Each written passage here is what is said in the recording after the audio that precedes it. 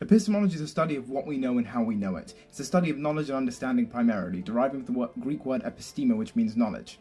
Starting this journey with Socrates, the father of Western philosophy, who in reality was just a man who walked around Athens, unwashed, with a stick, who smelled really bad, asking people a ton of questions.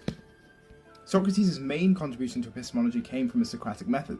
His famous statement, I'm sure you've all heard, "What I know is that I know nothing," was meant to say that we don't really know what we know and we can't be sure of it. So what he did was he created this dialectic method where he spoke to a ton of people in Athens and just asked them a ton of questions on very trivial subjects. So Plato writes in the form of Socrates. Most of what we know from Socrates comes from Plato's dialogues, where he portrays his philosophical ideas through Socrates talking with someone in Athens. He interrogates people on topics like justice, asking them repeatedly what justice is, letting them answer and listen, and then he cross-examines them to prove that they know nothing. That started the idea of trying to figure out how we understand things from what we can find out of the history of philosophy. Then came Plato, the student of Socrates, who came up with the theory of forms. Plato in his Republic details his epistemological definitions of things like knowledge and opinion, and he comes up with this theory of forms, that beyond the material world there are these unchanging, perfect, eternal goods and definitions of knowledge, such as beauty, justice. All of these are objective things which only if you pursue reason you can figure out the true definition of, which is the justification for his philosopher king, which we'll get to in another video.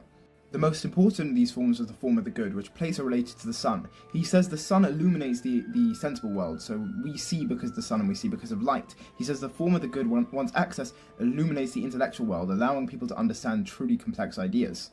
He does this through his famous metaphor of the allegory of the cave, which is incredible, one of the best pieces of writing in philosophy, something I can get to in another video as it would take up way too much time, but I highly suggest you read a summary of it because it really helps to understand the way Plato wrote. It's absolutely fantastic.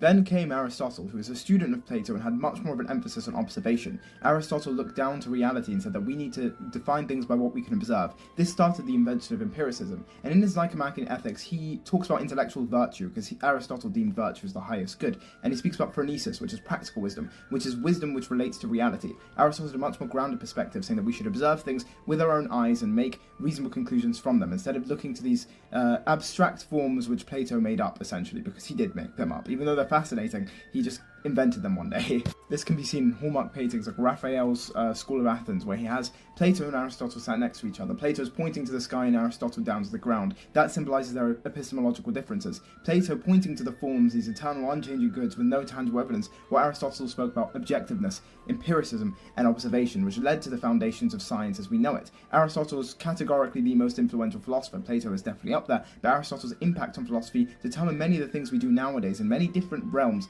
of influence. Aristotle continued to make observations of the observable universe using mathematics, which led to amazing astronomers and cosmologists like Copernicus and Ptolemy being directly inspired by people